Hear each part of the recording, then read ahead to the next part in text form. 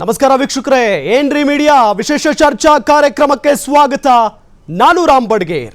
ಇವತ್ತಿನ ಟಾಪಿಕ್ ಇದೆಯಲ್ಲ, ಇದು ಪ್ರತಿಯೊಬ್ಬರು ಗಂಭೀರವಾಗಿ ತೆಗೆದುಕೊಳ್ಳಬೇಕಾಗಿರುವಂಥ ಒಂದು ಟಾಪಿಕ್. ಯಾಕೆ ಅಂತ ಹೇಳಿದ್ರೆ, ನಾವು ಇಷ್ಟು ದಿನಗಳ ಕಾಲ ಆ ತಿಂಡಿ ಸರಿ ಇಲ್ಲ, ಈ ಊಟ ಸರಿ ಇಲ್ಲ, ಆ ಆಹಾರ ಸರಿ ಇಲ್ಲ ಅನ್ನೋ ನಿಟ್ಟಿನಲ್ಲಿ ಕೇಳ್ತಾ ಇದ್ವಿ. ಆದರೆ ಇವತ್ತು ಕುಡಿಯೋ ನೀರು ಕೂಡ ಅಪಾಯಕಾರಿ, ಕುಡಿಯೋ ನೀರಲ್ಲೂ ವಿಷ ಇದೆ ಅನ್ನೋ ನಿಟ್ಟಿನಲ್ಲಿ ಸರ್ಕಾರವೇ ತಿಳಿಸಿದೆ. ನಿನ್ನೆ ಆರೋಗ್ಯ ಸಚಿವ ದಿನೇಶ್ ಗುಂಡೂರಾವ್ ಇದರ ಬಗ್ಗೆ ಪ್ರೆಸ್ ಮೀಟ್ ಮಾಡಿ ವಿಸ್ತೃತವಾಗಿ ಹೇಳಿದ್ರು. ಆದರೆ ಯಾವ್ಯಾವ ಕಂಪನಿಗಳ ಬಾಟಲ್ನಲ್ಲಿ ವಿಷಕಾರಿ ಅಂಶ ಪತ್ತೆಯಾಗಿದೆ, ಯಾವ್ಯಾವ ಕಂಪನಿಗಳ ಬಾಟಲ್ಗಳು ಕುಡಿಯೋದಕ್ಕೆ ಯೋಗ್ಯ ಇಲ್ಲ, ನೀರು ಯೋಗ್ಯ ಇಲ್ಲ ಅನ್ನೋ ನಿಟ್ಟಿನಲ್ಲಿ ಆ ಪಟ್ಟಿಯನ್ನು ಬಿಡುಗಡೆ ಮಾಡಿರಲಿಲ್ಲ. ಆದರೆ ಇವತ್ತು ಆ ಪಟ್ಟಿ ಬಿಡುಗಡೆ ಆಗಿದೆ. ಇದೆಲ್ಲದರ ನಡುವೆ ನಮಗೊಂದು ಪ್ರಶ್ನೆ ಮೂಡ್ತಾ ಇದೆ. ಸರ್ಕಾರಕ್ಕೆ ಬಹಳ ಚೆನ್ನಾಗಿ ಗೊತ್ತಿದೆ ಯಾವ ನೀರು ಯೋಗ್ಯ, ಅಂದರೆ ಯಾವ ಕಂಪನಿಯ ಬಾಟಲ್ನ ನೀರು ಯೋಗ್ಯ ಮತ್ತು ಇನ್ನೊಂದು ಇಲ್ಲ ಅನ್ನೋದು. ಆದರೂ ಕೂಡ ಆ ಕಂಪನಿಗಳನ್ನು ಯಾಕೆ ಬ್ಯಾನ್ ಮಾಡ್ತಾ ಇಲ್ಲ ಅನ್ನೋ ಸಹಜವಾದಂಥ ಪ್ರಶ್ನೆ ಈಗ ನಾವು ಸರ್ಕಾರಕ್ಕೆ ಕೇಳ್ತಾ ಇದ್ದೀವಿ. ನಿಮ್ಮದೇ ಸರ್ಕಾರ ಇದೆ, ನಿಮಗೆ ಗೊತ್ತು ಯಾವ ಕಂಪನಿಯ ಬಾಟಲ್ ನೀರು ಕುಡಿಯೋದಕ್ಕೆ ಯೋಗ್ಯ ಇಲ್ಲ ಅಂತ ಹೇಳಿ. ಇದನ್ನೇ ಪ್ರಶ್ನೆ ಮಾಡ್ತಾ ಹೋಗ್ತೀವಿ, ಜೊತೆಗೆ ಚರ್ಚೆಯನ್ನು ಕೂಡ ಮಾಡ್ತೀವಿ. ಇದೇ ಈ ಹೊತ್ತಿನ ವಿಶೇಷ. ನಕಲಿ ವರ್ಸಸ್ ಅಸಲಿ, ಅರೆಸ್ಟ್ ಯಾವಾಗ?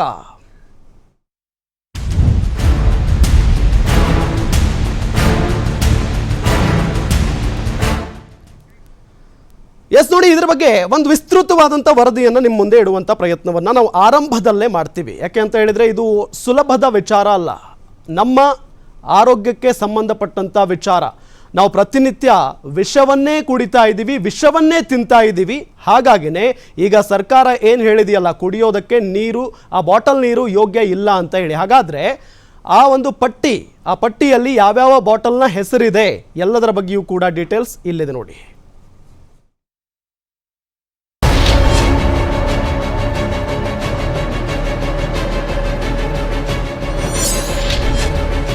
ಬಾಟಲ್ ನೀರು ಸೇಫ್ ಅಲ್ಲ, ಯಾವ ಮಾಡೆಲ್ ನೀರು ಡೇಂಜರ್.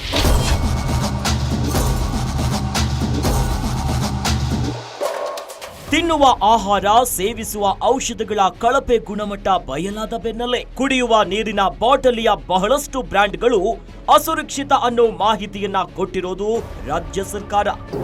ಈ ಪಶ್ಚಿಮ ಬಂಗಾಳ ಮೇಲೆ 78 ಕಡೆ ಆಗಿದೆ. ಇನ್ನು ಉಳಿದ ಬೇರೆ ಬೇರೆ ಕಂಪನಿಗಳ ಮೇಲೆ 43 ಪ್ರಕರಣಗಳನ್ನು ನಾವು ಮೊಕದ್ದಮೆಗಳನ್ನು ನಾವು ದಾಖಲೆ ಮಾಡಿದ್ದೀವಿ. ಸೊ ಈ ಥರ ಒಂದು ಈ ಯಾರು ಕಂಪನಿಗಳಿದ್ದಾರೆ ಅವ್ರ ಮೇಲೆ ನಾವು ಜವಾಬ್ದಾರಿಯನ್ನು, ಅಂದರೆ ಅವರ ತಪ್ಪು ಮಾಡಿದ್ದಕ್ಕೆ ಶಿಕ್ಷೆ ಆಗಬೇಕು ಅಂತ ಉದ್ದೇಶದಿಂದ ಸೊ ಕಾನೂನಿನ ಕ್ರಮಗಳು ಕೂಡ ತಗೊಳ್ಳೋದಕ್ಕೆ ನಾವು ಖಂಡಿತವಾಗಿಯೂ ಇನ್ನೂ ಮುಂದಿನ ದಿವಸಗಳಲ್ಲಿ ಇದನ್ನು ಯಾವ ರೀತಿಯಾಗಿ ನಾವು ಮುಂದುವರಿಸ್ಬೋದು, ಹೇಗೆ ಇನ್ನೂ ಅದನ್ನು ಒಂದು ಸರಿಯಾದ ರೀತಿಯಲ್ಲಿ ಅವ್ರಿಗೆ ಶಿಕ್ಷೆ ಆಗ್ತಕ್ಕಂಥದ್ದು ಇನ್ನೇನೇನು ಮುಂದೆ ಮಾಡ್ಬೋದು ಅದರ ಬಗ್ಗೆ ಕೂಡ ಚಿಂತನೆ ಮಾಡ್ತಾ ಇದ್ದೀವಿ. ಈ ಬಾಟಲ್ಡ್ ವಾಟರು ಸೇಫ್ ಇಲ್ಲ ಅಂತ ಹೇಳಿ ಬಂದಿರುವಂಥದ್ದು ನಮಗೆ ಕಾಣ್ತಾ ಇದೆ. ಇದು ಆರೋಗ್ಯ ಸಚಿವ ದಿನೇಶ್ ಗುಂಡೂರಾವ್ ನೀಡಿದ ಹೇಳಿಕೆ. ಆರೋಗ್ಯ ಸಚಿವರೇ ನೀಡಿರುವ ಮಾಹಿತಿ ಪ್ರಕಾರ ರಾಜ್ಯದ ನಾನಾ ಭಾಗಗಳಲ್ಲಿ 255 ಬಾಟಲಿ ನೀರಿನ ಮಾದರಿಗಳ ಪರೀಕ್ಷೆಯಲ್ಲಿ ಕೇವಲ 72 ಮಾತ್ರವೇ ಕುಡಿಯಲು ಯೋಗ್ಯ ಅನ್ನೋದು ಖಚಿತವಾಗಿದೆ. ಖನಿಜಯುಕ್ತ ನೀರು ಎಂದು ಮಾರಾಟ ಮಾಡಲಾಗುವ 183 ಬ್ರ್ಯಾಂಡ್ಗಳು ಸುರಕ್ಷಿತ ಅಲ್ಲ, ಇನ್ನು ಕಳಪೆ ಗುಣಮಟ್ಟದಿಂದ ಕೂಡಿರೋದಾಗಿ ಸಾಬೀತಾಗಿದೆ. 95 ಮಾದರಿಗಳು ಅಸುರಕ್ಷಿತ ಅನ್ನೋದು ದೃಢಪಟ್ಟಿದೆ. 88 ಮಾದರಿಗಳು ತೀರಾ ಕಳಪೆ ಎಂದು ದೃಢವಾಗಿದೆ. ಇಲಾಖೆ ಕಳೆದ ಫೆಬ್ರವರಿ ಮತ್ತು ಮಾರ್ಚ್ ತಿಂಗಳಲ್ಲಿ ನಡೆಸಿದ ವಿಶೇಷ ತಪಾಸಣಾ ಅಭಿಯಾನದಲ್ಲಿ ಈ ಸಂಗತಿ ಬಯಲಾಗಿದೆ. ಆ 95 ಅಸುರಕ್ಷಿತ ನೀರಿನ ಬಾಟಲ್ ಯಾವುದು ಗೊತ್ತಾ? ನೀರು ಕುಡಿಯೋ ಮುನ್ನ ಯಾವ ಬಾಟಲ್ ಅಂತ ಚೆಕ್ ಮಾಡ್ಕೊಳ್ಳಿ. ಈಗ ನಿಮಗೆ ಒಂದೊಂದು ಪ್ರದೇಶದ ನೀರಿನ ಬಾಟಲ್ ಬ್ರ್ಯಾಂಡ್ ಲಿಸ್ಟ್ ಕೊಡ್ತಾ ಹೋಗ್ತೀವಿ. ಇದು ಸರ್ಕಾರ ಕೊಟ್ಟಿರೋ ದಾಖಲೆ. ಬೆಂಗಳೂರು ಗ್ರಾಮಾಂತರ MAAE skater, signature, aqua Josh. Bengaluru ಉತ್ತರ ಎನಿಟೈಮ್ ಸಿಗ್ನೇಚರ್. ಬೆಂಗಳೂರು ಪೂರ್ವ ಸಿಗ್ನೇಚರ್. ಬೆಂಗಳೂರು ಪಶ್ಚಿಮ MSSLV beverages, MSSLV minerals, MSSLN minerals signature ಬೈಲಿ. ಬೆಂಗಳೂರು ನಗರ Sagar Shreya aqua water, ACE aqua, MAAE ಲ್ಯಾವೆಂಜಲ್. ಫೈನ್ ಬೆಸ್ಲೆರಿ ಸಿಗ್ನೇಚರ್, ಬೆಂಗಳೂರು ದಕ್ಷಿಣ signature, HZU water plus, charming aqua SS, Tumakuru Mata signature, Surabhi W signature SS, Sagar aqua, Mysuru genuine aqua, innovative aqua tech, Kalyani, fosters, black deer, Nirmal aqua, Mandya Apollo aqua, AN signature, Shiv signature, charming aqua, Bhoomi, Siri aqua, Haveri ice blue, Swasth, lotus, aquatech, IFC aqua, JFC aqua, bliss light, Bindaas aqua, Hari aqua, Hassan aqua care, smart signature, signature, ಬಿಸ್ಲೈ, royal signature, master signature, in time ಬಿಸ್ಲೈ, Hubballi Dharwad ever blue, Surajal, deep ಸೀಪ್, Himalaya, nice M aqua, ಲಿಕ್ವೈನ್, UBPL aqua, Omkar, four ರಿಜುವನಾಥ್, Belagavi aqua choice, Vivaan signature, Vijayapura ಲೋಹಿಶಾ, SGS aqua, ರಾಯ್ನನ್ಸ್ diamond, ಅವೋಗ್, Belagavi spiral Aqua 1, Cool Slots Aqua Honey, Bagalkote Aqua Sagar, Gokul ಜೆಲ್ Natural, Aqua Link, Raichur Royal 9, Oxy Feast, Minerva IVA, Shivamogga Dew Drops Signature, Sujan Raj, Uttara Kannada Oxydew Konkan Aqua, Aqua Plus, Gadag Cascade, Chitradurga SS, Yadgir Bristol, Kodagu Coorg Aqua, Vijayanagara Flair, Kolar ಲಿಮ್ರಾ Aqua, Chamarajanagar King Sip Unique, Davangere Anjana Aqua Pure, Aqua Sure, Bidar Sai ಜೆಲ್ Aqua, Bhavya aqua.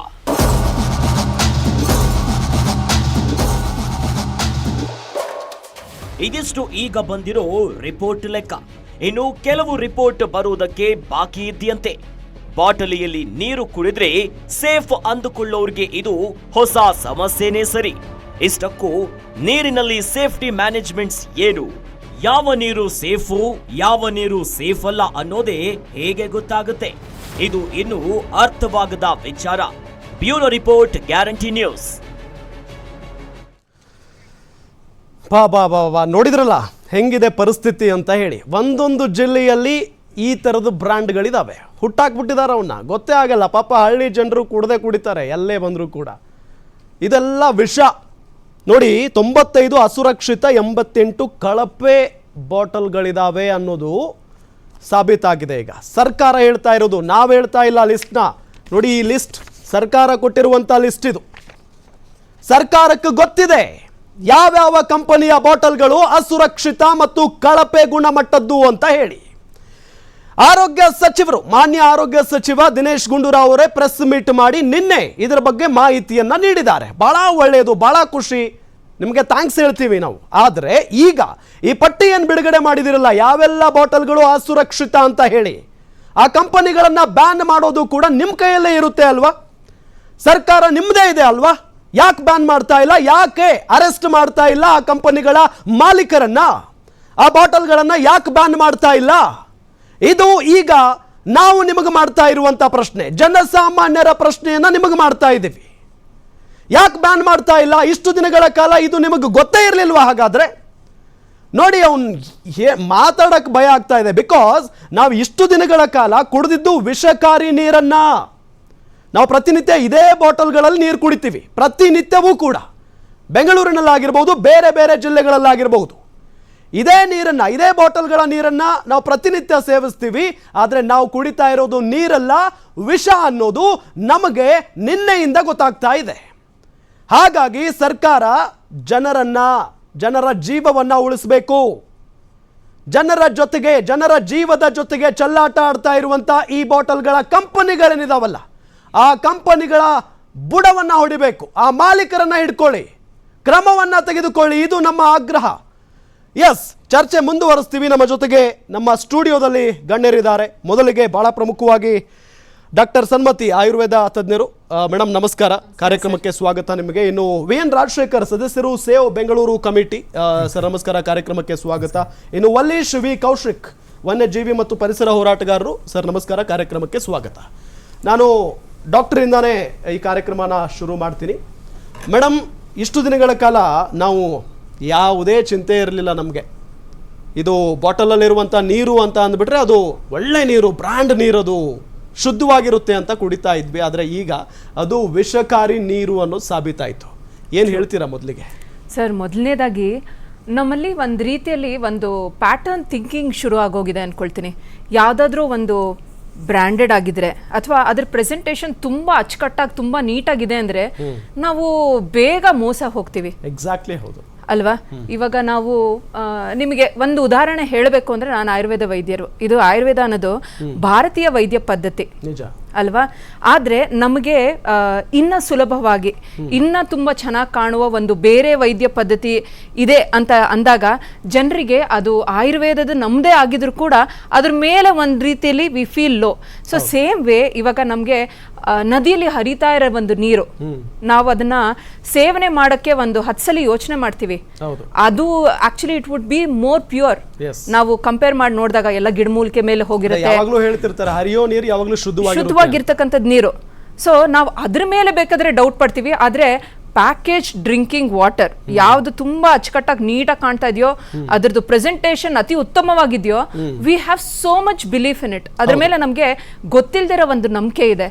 ಅದೇ ರೀತಿಲಿ ಇದು ಬರೇ ಒಂದು, ನಾವು ಇವತ್ತು ನೀರ್ ಬಗ್ಗೆ ಅಷ್ಟೇ ಮಾತಾಡ್ತಾ ಇದೀವಿ ಸರ್. ಇವಾಗ ನಮ್ಮಲ್ಲಿ ಮಕ್ಕಳಲ್ಲಿ ಎಸ್ಪೆಷಲಿ ಮಕ್ಕಳಿಗೆ ಇದ್ರದ ಬಗ್ಗೆ ಅಲರ್ಟ್ನೆಸ್ ಇರಬೇಕು, ಹಾಗೆ ಜಾಗೃತಿ ಇರಬೇಕು, ಅವ್ರಿಗೆ ಗೊತ್ತಿರಬೇಕು ಇದ್ರ ಬಗ್ಗೆ. ಅವ್ರು ಸೇವನೆ ಮಾಡೋ ಒಂದು ಪ್ಯಾಕೇಜ್ಡ್ ವಾಟರ್ ತರ ಹೇಗಿರುತ್ತೋ ಪ್ಯಾಕೇಜ್ಡ್ ಫುಡ್ ಐಟಮ್ಸ್ಗಳು ಇದೆ ಅಲ್ವಾ sir? So we know what all goes into it. ಅದೇ ರೀತಿಯಲ್ಲಿ ನಮಗೆ ಸಿಗುವ ಹಲವಾರು ಪ್ರಾಡಕ್ಟ್ಸು. ಸೊ ವಾಟರ್ ಬಗ್ಗೆನೇ ನಾವಿವತ್ತು we are talking about it ಅಂದ್ರೆ ನಾವು ಇನ್ನ ಡೆಪ್ತ್ ಎಷ್ಟಿದೆ sir? What all should we talk about? ಕಾಣಿಸ್ತಾ ಇದೆ, ಕಾಣದೇ ಇರೋದು ಎಷ್ಟಿದೆ. ಸೊ ಇವಾಗ ಅವ್ರು ಹೇಳ್ತಾ ಇರೋದು ಒಂದು ಮಾಹಿತಿ ನಾವು ನೋಡಿದ್ರೆ, ಯಾವ್ಯಾವ್ದು ಅವ್ರ ಪ್ರಕಾರ ಫುಡ್ ಸೇಫ್ಟಿ ರೂಲ್ಸ್ ಪ್ರಕಾರ ಅವರು ಮಾಡ್ಕೊಂಡು ಹೋಗಿರ್ತಾರೆ. ಅದರಲ್ಲೂ ಕೂಡ ಹಲವಾರು ಇರುತ್ತೆ. ಇವಾಗ ಒಂದು ಪರ್ಸೆಂಟೇಜ್ ಸೇಫ್ಟಿ ಪ್ರೊಫೈಲ್ ಅಲ್ಲಿ ಇಷ್ಟು ಕೆಮಿಕಲ್ ಇರ್ಬೋದು, ಇಷ್ಟು ಇರಬಾರ್ದು ಅನ್ನೋದು ಒಂದು ಸೇಫ್ಟಿ ಪ್ರೊಫೈಲ್ ಇರುತ್ತೆ ಸರ್. ಸೊ ಇದು ಇಷ್ಟು ಪರ್ಸೆಂಟೇಜ್ ಇರಬೇಕು ಅಥವಾ ಇರಬಹುದು, ಅದ್ರ ದಾಟಿ ಮೇಲ್ ಹೋಯ್ತು ಅಂದ್ರೆ it becomes impure. So that means to say ಅದಷ್ಟು ಕಡಿಮೆ ಇದ್ರೂ, ಸ್ವಲ್ಪ ಮಟ್ಟಿಗೆ ಅದ್ರ ಪಾಯ್ಸನಸ್ ಎಫೆಕ್ಟ್ ಇದ್ರೂ ಕೂಡ ಇಟ್ ಇಸ್ ಆಲ್ ರೈಟ್ ಅಂತಾನ ಏನು? So this needs a lot of talk, it needs a lot of. ಇದ್ರ ಬಗ್ಗೆ ನಾವು ಚರ್ಚೆಗಳು ಹಲವಾರು ಬೇಕು. ಇದನ್ನ ನಾವು ಅರ್ಥ ಮಾಡ್ಕೊಳ್ಳೋದು ಬೇಕಾಗತ್ತೆ, ಜನರ ಸಾಮಾನ್ಯರಿಗೆ ಇದನ್ನ ಅರ್ಥ ಮಾಡಿಸೋದ್ ಬೇಕಾಗತ್ತೆ. ಸೊ ನಾವು ಏನು ಮುಖ್ಯವಾಗಿ ಕಾರ್ಯಕ್ರಮದ ಉದ್ದೇಶನೇ ಅದು, ಜನರಿಗೆ ಅರಿವನ್ನ ಮೂಡಿಸೋದು. ಪಾಪ ಹಳ್ಳಿ ಜನರಿಗೆಲ್ಲ ಇದೆಲ್ಲ ಗೊತ್ತಿರಲ್ಲ. ಹಳ್ಳಿ ಜನ ಅಲ್ಲ, ವಿದ್ಯಾವಂತರಿಗೆ ಗೊತ್ತಿರಲ್ಲ. ಇಷ್ಟು ದಿನ ಗೊತ್ತೇ ಇರಲಿಲ್ಲ, ಈಗ ಸ್ವಲ್ಪ ಅಲರ್ಟ್ ಆಗಿದ್ದಾರೆ. ಮಕ್ಕಳು ಸ್ಕೂಲ್ಗೆಲ್ಲ ಹೋಗಿರ್ತಾರೆ ನೋಡಿ, ಐಸ್ ಕ್ರೀಮ್ ಅಂತ ಈ ಬೇಸಿಗೆ ಸಂದರ್ಭದಲ್ಲಿ ಐಸ್ ಕ್ರೀಮ್ ತಿಂತಾರೆ ಮಕ್ಕಳೆಲ್ಲ, ಕಾಡಿ ಬೇಡಿ. ಆ ಐಸ್ ಕ್ರೀಮು ವರ್ಸ್ಟ್, ಅದು ಆರೋಗ್ಯಕ್ಕೆ ಹಾನಿಕಾರಕ. ಇನ್ನು VN Rajashekar sir, save Bengaluru ಕಮಿಟಿಯ ಸದಸ್ಯರು ನೀವು. ಬೆಂಗಳೂರನ್ನ ಸೇವ್ ಮಾಡಬೇಕು ಅಂತ ಯಾವಾಗಲೂ ಹೋರಾಡ್ತಾ ಇರ್ತೀರಿ. ನಮ್ಮ ಕರ್ಮ ನೋಡಿ, ನಾವು ಪ್ರತಿನಿತ್ಯ ಕುಡಿಯುವಂಥ ನೀರು ವಿಷಕಾರಿ, ವಿಷ ನೀರು ಕುಡ್ಕೊಂಡು ಬದುಕ್ತಾ ಇದ್ದೀವಿ. ರಾಜ್ಯನ ಜನರನ್ನ ಹೆಂಗೆ ಸೇವ್ ಮಾಡೋದು ಸರ್ ಹಿಂಗಿದ್ರೆ ಪರಿಸ್ಥಿತಿ? ಅದೇ, ಇದು ಭಾಳ ಆಘಾತಕಾರಿ ವಿಷಯ. ಇವತ್ತು ನಿಮ್ಮ ಚಾನೆಲ್ನ ಸ್ನೇಹಿತರು ಫೋನ್ ಮಾಡಿದಾಗ ನನಗೆ ಭಾಳ ಆಘಾತಕಾರಿ ಆಯಿತು ಈ ನ್ಯೂಸ್ ನೋಡಿದಾಗ. ಮೊಟ್ಟ ಮೊದಲಿಗೆ ನಾನು ನಮ್ಮ ಸೇವ್ ಬೆಂಗಳೂರು ಕಮಿಟಿಯಿಂದ ನಿಮ್ಮ ಚಾನೆಲ್ಗೆ ನಾನು ಅಭಿನಂದನೆ ಸಲ್ಲಿಸಬೇಕು. ಜನಗಳಲ್ಲಿ ನೀವು ಜಾಗೃತಿ ಮೂಡಿಸೋದಕ್ಕೆ ಭಾಳ ಒಳ್ಳೆ ಚರ್ಚೆನ ಹಾಕ್ಕೊಂಡಿದ್ದೀರಾ. ನಿಜಕ್ಕೂ ಆಘಾತಕಾರಿ ಇದು. ಒಂದು, ನಮ್ಮ ಸಚಿವರೇ ಹೊರಗಡೆ ಬಂದು ಬಹಿರಂಗವಾಗಿ ಹೇಳಿದ್ದಾರೆ ಈಗ ಪ್ರೆಸ್ ಮೀಟ್ ಮಾಡಿಬಿಟ್ಟು. ಅರೆ, ಇಲ್ಲಿ ಬರೋ ಪ್ರಶ್ನೆ ಅಂದರೆ, ಇಷ್ಟು ದಿನಗಳ ಕಾಲ ಈ ಬಾಟಲ್ ನೀರುಗಳು ಹೇಗೆ ಸರಬರಾಜಾಗಿದೆ? ಕುಡಿದಿರೋ ಜನರ ಕಥೆ ಏನೀಗ? ಯಾರು ಜವಾಬ್ದಾರರೀಗ? ಈಗ ಪ್ರಶ್ನೆ ನೋಡಿ, ಇಲ್ಲಿ ಬರೇ ಒಂದು ಪ್ರೆಸ್ ಮೀಟ್ ಮಾಡಿ ಇದು ಬಹಿರಂಗ ಪಡಿಸ್ಬಿಟ್ರೆ ಸಾಲದು.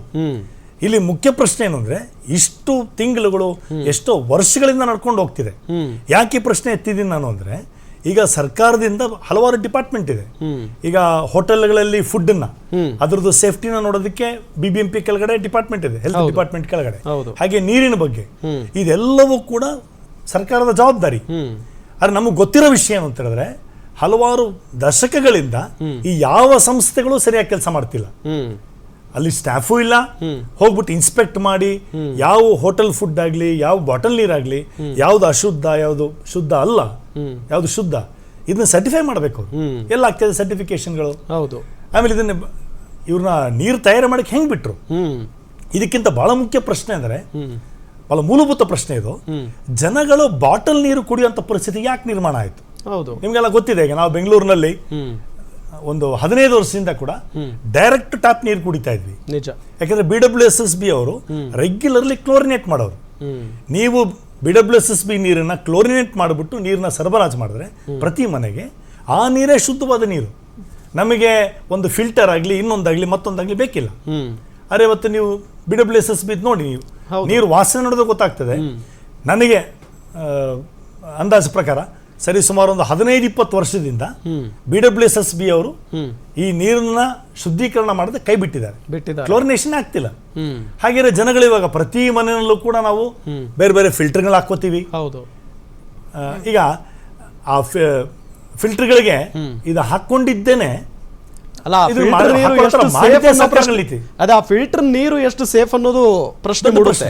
ಈಗ ನೋಡಿ ಏನಾಗ್ತಿದೆ ಅಂದ್ರೆ, ಈಗ ಈ ಇದರಿಂದ ಬರೋ ಪ್ರಶ್ನೆ ಅಂದ್ರೆ, ಹಾಗೆ BWSSB ಇದು ಉದ್ದೇಶಪೂರ್ವಕವಾಗಿ ಮಾಡ್ತಿದ್ದೀರಾಗಿದ್ರೆ ಇನ್ಯಾರಿಗೋ ನೀವು ಮಾರ್ಕೆಟ್ ನ ಒದಗಿಸಬೇಕು, ಇನ್ಯಾವುದೋ ಫಿಲ್ಟರ್ ಕಂಪನಿಗಳಿಗೆ ಅವಕಾಶ ಮಾಡಿಕೊಡ್ಬೇಕು ಅಂತೇಳಿ, ಅಥವಾ ಈ ಬಾಟಲ್ ಕಂಪನಿಗಳಿಗೆ ಅವಕಾಶ ಮಾಡಿಕೊಡ್ಬೇಕು ಅಂತ ಮಾಡ್ತಿದ್ದಾರೆ. ಅದೇನಾದ್ರೂ ನಿಜಾನೇ ಆಗಿದ್ರೆ ಜನರ ಜೀವನ ಅಡ ಇಟ್ಟಂಗೆ ಸರ್ ಲೆಕ್ಕ. ಹೌದದು. ಇದು ಬಹಳ ಆಘಾತಕಾರಿ. ಇದು ಇಲ್ಲಿ ನೋಡಿ ಆಗ್ಬೇಕಾಗಿರೋದೇನು ಅಂದ್ರೆ, ಒಂದು ಇವಾಗ ನಮಗನ್ಸೋದು ಸೇ ಬೆಂಗಳೂರು ಕಮಿಟಿಯಿಂದ ಒಂದು ಇವಾಗೇನು ಮಂತ್ರಿಗಳು ಹೇಳಿದ್ದಾರೆ, ಈ ಎಲ್ಲ ಕಂಪನಿಗಳು ಇವಾಗ ಅವರು ಪತ್ರಿಕೆಯಲ್ಲಿ ಹೇಳಿರೋದು ಇದ್ರ ಬಗ್ಗೆ ನಾವು ಸರ್ಟಿಫೈಡ್ ಸ್ಯಾಂಪಲ್ಗಳನ್ನ ತಗೊಂಡು ಲೀಗಲ್ ಕೇಸ್ನ ಮುಂದುವರಿಬೇಕು ಅಂತ ಹೇಳ್ತಿದ್ದಾರೆ. ಇದೆಲ್ಲ ನೆಕ್ಸ್ಟ್ ಈ ತಕ್ಷಣಕ್ಕೆ ನಿಮ್ಗೇನು ಗೊತ್ತಾಗಿದೆ, ನೀವು ಪಬ್ಲಿಸೈಸ್ ಮಾಡಿ ಈ ಎಲ್ಲ ಕಂಪನಿಗಳ ಮೇಲೆ ಏನ್ ನಿಮ್ಗೆ ಅನುಮಾನ ಬಂದಿದೆ ತಕ್ಷಣ ಅದನ್ನು ನೀವು ಕ್ಲೋಸ್ ಮಾಡಿ. ಇದನ್ನು ಎಕ್ಸಾಕ್ಟ್ಲಿ ನೀವು ಬಹಳ ತ್ವರಿತಗತಿನಲ್ಲಿ ತನಿಖೆ ನಡೆಸಿಬಿಟ್ಟು ಒಂದು ಕಂಪನಿಗಳ ಮೇಲೆ ಆಕ್ಷನ್ ತಗೋಬೇಕು. ಹೌದು. ಎರಡನೇದು, ಈ ಡಿಪಾರ್ಟ್ಮೆಂಟ್ ಏನಿದೆ, ಹೆಲ್ತ್ ಡಿಪಾರ್ಟ್ಮೆಂಟ್, ಅದರ ಅಫಿಷಿಯಲ್ಸ್ಗಳು ಯಾರಿದ್ದಾರೆ, ಯಾರು ತಪ್ಪಿಸಿದ್ದಾರೆ, ಅವ್ರ ಮೇಲೂ ಕೂಡ ಶಿಕ್ಷೆ ಆಗ್ಬೇಕು. ಹೌದು. ಆಮೇಲೆ ಇದರಿಂದ ಏನು ಅನಾಹುತಗಳಾಗತ್ತೆ ಅದನ್ನ ಈಗ ಖಂಡಿತ ಯಾವ ನೀರು ಕುಡಿದ್ರೆ ಏನಾಗತ್ತೆ ಗೊತ್ತಾಗ್ತದೆ. ಅದು ನಿಜ. ಇದಕ್ಕೆ ನಾವು ಲ್ಯಾಬೊರೇಟರಿ ಕಳಿಸಿದ್ರೆ ಅಲ್ಲಿಂದ ಆರೋಗ್ಯಕ್ಕೆ ಏನೇನು ಸಮಸ್ಯೆಗಳಾಗಿದೆ ಆ ಜನಗಳನ್ನು ಕಾಂಪನ್ಸೇಟ್ ಮಾಡಬೇಕಾಗ್ತದೆ. ನಿಜ. ಇದು ಸಂಪೂರ್ಣ ಜವಾಬ್ದಾರಿ ಸರ್ಕಾರ ಹೊತ್ಕೋಬೇಕಿದೆ. ಇದು ಆಗಬೇಕಾಗಿದೆ. ಸರ್, ನೀವು ಇನ್ನು ವಲ್ಲೀಶ್ ಕೌಶಿಕ್ ಅವರು ವನ್ಯಜೀವಿ ಮತ್ತು ಪರಿಸರ ಹೋರಾಟಗಾರರು, ಪರಿಸರವನ್ನ ಉಳಿಸಿ ಅಂತ ಹೇಳಿ ಪ್ರತಿನಿತ್ಯ ಅವರು ಹೋರಾಟ ಮಾಡ್ತಾ ಇರ್ತಾರೆ. ವನ್ಯಜೀವಿಗಳನ್ನ ಉಳಿಸಿ, ಪರಿಸರ ಉಳಿಸಿ ಅಂತ ಹೇಳಿ. ಇಲ್ಲಿ ನಾವು ಉಳಿಯೋದೇ ಕಷ್ಟ ಆಗ್ಬಿಟ್ಟಿದೆ ಸರ್. ಇಂಥ ಸಮಾಜದಲ್ಲಿ ನಾವು ಬದುಕ್ತಾ ಇದ್ದೀವಿ. ಏನು ಹೇಳ್ತೀರಿ? ನೋಡಿ, ಪರಿಸರ ವನ್ಯಜೀವಿ ಪಕ್ಕಕ್ಕೆ ಅಂದರೆ ಒಂದು ಕ್ಷಣ ಪಕ್ಕಕ್ಕಿಟ್ರೂ ಈಗ ಈ ಪ್ಯಾಕೆಟ್ ವಾಟರ್ ಏನಿದೆ ಇದನ್ನು ಕುಡಿತಾ ಇರೋರಲ್ಲಿ ಸುಮಾರು, ಇದು ಬೆಂಗಳೂರು ಒಂದೇ ಇಲ್ಲ, ಇಡೀ ದೇಶದಾದ್ಯಂತ, ಅಂದ್ರೆ ನಮ್ಮ ದೇಶದಲ್ಲಿ ವಿಟಮಿನ್ ಡಿ ಗೆ ಕೊರತೆನೇ ಇರಲ್ಲ. ನಮಗೆ ಬಿಸಿಲು ಚೆನ್ನಾಗಿರೋದು ಸಿಗುತ್ತೆ, ಹ್ಯೂಮಿಡಿಟಿ ಚೆನ್ನಾಗಿರೋದು. ಪ್ರಾಬ್ಲಮ್ ಏನಾಗ್ತಾ ಇದೆ ಅಂತಂದ್ರೆ ಮಕ್ಕಳಲ್ಲಿ ಮತ್ತೆ ವಯೋಸಹಜ ಇದರಲ್ಲಿ ವಿಟಮಿನ್ B12 ಮತ್ತೆ ವಿಟಮಿನ್ BD, ಯಾವುದು ವಿಟಮಿನ್ ಡಿ, ಇದ್ರ ಡಿಫಿಷಿಯನ್ಸಿ ಎಲ್ಲದರಲ್ಲೂ ಎಲ್ಲ ಹಾಸ್ಪಿಟಲ್ ಕೇಳಿದ್ರು ಸೇಮ್ ಪ್ರಾಬ್ಲಮ್, ಸೇಮ್ ಪ್ಯಾಟರ್ನ್. ಏನಕ್ಕಾಗತ್ತೆ ಅಂತಂದ್ರೆ ನೀರಲ್ಲಿ pH ವ್ಯಾಲ್ಯೂ ಡೌನ್ ಆದಾಗ, ಇಲ್ಲ pH ವ್ಯಾಲ್ಯೂ ಹೈ ಆದಾಗ ಈ ತರ ರಿಸ್ಕ್ ಇರುತ್ತೆ. ಒಂದು ಸ್ಕಿನ್ ಅಲರ್ಜಿ ಇರುತ್ತೆ, ಇಲ್ಲ ಅಂತಂದ್ರೆ ಐ ಇಚ್ಚಿಂಗ್ ಇರುತ್ತೆ, ಇರಿಟೇಷನ್ಸ್ ಇರುತ್ತೆ. ನಿಜ. ಇದು ಜಾಸ್ತಿ ಆಗ್ತಾ ಇದೆ. ಇದು ಅಲ್ಲದೇನೆ ಕೆಲವರಿಗೆಲ್ಲ ಈ ಯಾರಿಗೆ ಗಂಡಸರಿಗೆ ಪುರುಷತ್ವ ಇಲ್ಲದೆ ಇರತಕ್ಕಂತ ಸಂಬಂಧ ಜಿಂಕ್ ಜಾಸ್ತಿ ಆಯ್ತು ಅಂತಂದ್ರೆ, ಇಲ್ಲ ಜಿಂಕ್ ಕಮ್ಮಿ ಡಿಫಿಷಿಯನ್ಸಿ ಏನಾರು ಇದ್ರೆ ಈ ವಾಟರ್ ಅಲ್ಲಿ ಏನ್ ಪ್ರಾಬ್ಲಮ್ ಇರುತ್ತೆ ಅಂತಂದ್ರೆ ಇದಕ್ಕೆಲ್ಲ ಒಂದು ಕಾರಣ ಆಗುತ್ತೆ. ಯಾತಕ್ಕೆ ಈ ತರ ಇದೆ ಅಂತಂದ್ರೆ, ನಮ್ಮಲ್ಲಿ ನಾವು ಜಾಸ್ತಿ ಕೆರೆನ ನದಿಗಳನ್ನ ನಾವು ಉಳಿಸ್ಕೊಂಡಿಲ್ಲ. ಕೆರೆ ನದಿಗಳಲ್ಲಿ ಕೆರೆ ಸಂರಕ್ಷಣೆ ಇಲ್ಲ, ನದಿ ಸಂರಕ್ಷಣೆ ಇಲ್ಲ. ಇಲ್ಲ ಅಂತಂದ್ರೆ ಮಳೆ ಕೊಯ್ಲು, ಯಾವುದು ರೈನ್ ವಾಟರ್ ಬರುತ್ತಲ್ಲ ಅದನ್ನ ನಾವು ಕೊಯ್ಲೆ ಮಾಡೋದಿಲ್ಲ. ಸಿಮೆಂಟ್ ವೈಟ್ ವೈಟ್ ಟ್ಯಾಪಿಂಗ್ ಹಾಕೊಂಡ್ಬಿಡ್ತೀವಿ, ಆ ನೀರ್ನ ಸೀದಾ ಟೈಲ್ಸ್ ಎಲ್ಲ ಹಾಕಿರ್ತೀವಿ, ಎಲ್ಲ ನಮ್ಮ ಮನೆ ಸುತ್ತು ಕಾಂಕ್ರೀಟೇ ಬೇಕು, ಸಿಮೆಂಟ್ ನೆಲನೇ ಬೇಕು, ಸೀದಾ ಅದನ್ನ ಮೋರಿಗಿಳಿಸ್ತೀವಿ, ನೀರ್ನ ಪೋಲ್ ಮಾಡ್ತಾ ಇದೀವಿ. ಹೌದು. ಅದನ್ನ ನಾವು ಸಂರಕ್ಷಣೆನೂ ಮಾಡ್ತಾ, ಮಳೆ ನೀರು ಸಂರಕ್ಷಣೆ ಮಾಡ್ತಾ ಇಲ್ಲ. ಸೊ ಹಿಂಗಿದಾಗ ಏನಾಗುತ್ತೆ ಅಂತಂದ್ರೆ ಬೋರ್ವೆಲ್ ಕೊರಿಲೇಬೇಕು. ಹೌದು. ಬೋರ್ವೆಲ್ ಕೊರೆದು 1000 ಅಡಿಗೆ ಹೋದ್ಮೇಲೂ ಅಲ್ಲಿ ಸಿಗೋದು ನಮ್ಗೆ ಫ್ಲೋರೈಡ್, ಇಲ್ಲಾಂದ್ರೆ ಆರ್ಸೆನಿಕ್. ಅಲ್ಲಿ ಒಳಗಡೆನೂ ವಿಷಾನಿಲನೇ ಸಿಗೋದು ನಿಜ. ಮತ್ತೆ ಅದನ್ನ ನಮ್ಮಲ್ಲಿ ನಾವು ಬೋರ್ವೆಲ್ ಹಾಕೊಂಡಿದೀವಿ, ನಾವು ಸೇಫ್ ಅಂತ ಅನ್ಕೊಳ್ಳೋರು ಇದಾರೆ. ಸಾಧ್ಯ ಆ ನೀರು ಸೇಫ್ ಆಗಿರೋದಿಲ್ಲ. ಯಾಕಂದ್ರೆ ಬೆಂಗಳೂರಿನಲ್ಲಿ ಒಂದು TDS ಲೆವೆಲ್ ಅಂತ ಇರುತ್ತೆ, ಟೋಟಲ್ ಡಿಸಾಲ್ಯುಬಲ್ ಲೆವೆಲ್ ಇರುತ್ತೆ. ಸಾಲ್ಯುಬಲ್ ಇದೆಯಲ್ಲ, ಅದಕ್ಕೊಂದು ಅಂಕಪಟ್ಟಿ ಇದೆ. ಕಾವೇರಿ ನೀರು 440 TDS ಇದ್ರೆ ಬೆಂಗಳೂರು ಸುತ್ತಮುತ್ತಲ 150 to 500 ತನಕ ಇದೆ. ಸೊ ಇದು 150 ಒಳಗಡೆ ಇದ್ರೆ ಕುಡಿಯೋಕೆ ಕ್ಷೇಮ ಅಂತ ಇರುತ್ತೆ. ಸೊ ಬಾಂಬೆ ನೋಡಿದ್ರೆ 100 to 700 ಇದೆ, ಚೆನ್ನೈ 100 to 500 ಇದೆ. ಸೊ ಯಾವುದು ಕುಡಿಯೋಕ್ಕೆ ಯೋಗ್ಯ, ಯಾವುದು ಕುಡಿಯೋಕ್ಕೆ ಯೋಗ್ಯ ಅಲ್ಲ ಅಂತ ಸರ್ಕಾರನೇ ನಿರ್ಧಾರ ಮಾಡಿದ್ಮೇಲೆ ಕುಡಿಯೋ ನೀರು ಸಂರಕ್ಷಣೆ ಮಾಡೋದು ಸರ್ಕಾರದ ಜವಾಬ್ದಾರಿ. ಅಂತಂದ್ರೆ ಅದು ಸೆಂಟ್ರಲ್ ಗೌರ್ಮೆಂಟ್ ಆಗಿರ್ಬೋದು, ಸ್ಟೇಟ್ ಆಗಿರ್ಬೋದು. ಅದರ ಜೊತೆಗೆ ಜನನೂ ಎಚ್ಚೆತ್ಕೋಬೇಕು. ಜನ ಏನ್ ಮಾಡ್ತಾರೆ ಅಂತಂದ್ರೆ ತಮ್ಮ ಗಾಡಿ ಪೆಟ್ರೋಲ್ನ ಒಂದ್ ಒಳ್ಳೆ ಜಾಗದಲ್ಲಿ ಹಾಕೊಂಡ್ರೆ ನಂಗೆ ಮೈಲೇಜ್ ಸಿಗುತ್ತೆ, ನಮ್ ಗಾಡಿ ಕೆಟ್ಟೋಗಲ್ಲ, ಫಿಲ್ಟರ್ ಚೆನ್ನಾಗಿರುತ್ತೆ ಅಂತ ಯೋಚನೆ ಮಾಡೋನು ನಾನು ಯಾವ ನೀರು ಕುಡಿಬೇಕು ಅಂತ ಯೋಚನೆ ಮಾಡೋ ಶಕ್ತಿ ಅವನಿಗೂ ಇರಬೇಕು. 100%. ಅದನ್ನು ಉಳಿಸ್ಕೊಳ್ಳೋ ಕೆಪಾಸಿಟಿನೂ ಅವನಲ್ಲೇ ಇರಬೇಕು. ಅವ್ರು ಎಚ್ಚೆತ್ಕೋಬೇಕು. ಇದು ಯಾವುದು ಆಗ್ಲಿಲ್ಲ ಅಂತಂದ್ರೆ ಮುಂದಿನ ಪೀಳಿಗೆ ಇದೆಯಲ್ಲ, ಅವ್ರಿಗೆ ಇಮ್ಯುನಿಟಿ ಸಿಸ್ಟಮ್ ಇರೋದಿಲ್ಲ, ಬ್ರೇಕ್ ಡೌನ್ ಆಗುತ್ತೆ. ಈಗ ನಾವು ನಲ್ಲಿ ನೀರಲ್ಲಿ ಕುಡಿತಾ ಇದ್ವಿ, ಆಟ ಆಡ್ಕೊಂಡ್ ಬಂದು ಯಾವ್ದೋ ಒಂದು ಟ್ಯಾಪ್ ಓಪನ್ ಮಾಡ್ತಿದ್ವಿ, ಹಂಗೆ ನೀರು ಕುಡಿತಾ ಇದ್ವಿ 15-20 ವರ್ಷದ ಮುಂಚೆ. ನಾನು ಸೊ ಅದಾದ್ಮೇಲೆ ಏನಾಗಿದೆ ಅಂತಂದ್ರೆ ಆ ಮನುಷ್ಯರಲ್ಲಿ ಒಂದು ಫೋಬಿಯಾ ಸೆಟ್ ಆಗ್ಬಿಟ್ಟಿದೆ. ಈ ಹೈಡ್ರೋಫೋಬಿಯಾ ಅನ್ನೋದು ರೇಬಿಸ್ ಬರುತ್ತೆ, ಅದು ರೇಬಿಸ್ ಕಾಯಿಲೆಗೆ ಬರುತ್ತೆ. ಆದ್ರೆ ನಮ್ಗೆ ಯಾವ ತರ ಸಿಸ್ಟಮ್ ಅಲ್ಲಿ ಸೆಟ್ ಮಾಡ್ಬಿಟ್ಟಿದ್ದಾರೆ ಅಂತಂದ್ರೆ ಟ್ಯಾಪ್ ವಾಟರ್ ಇದ್ರೇನೆ ಅದು ಸೇಫ್.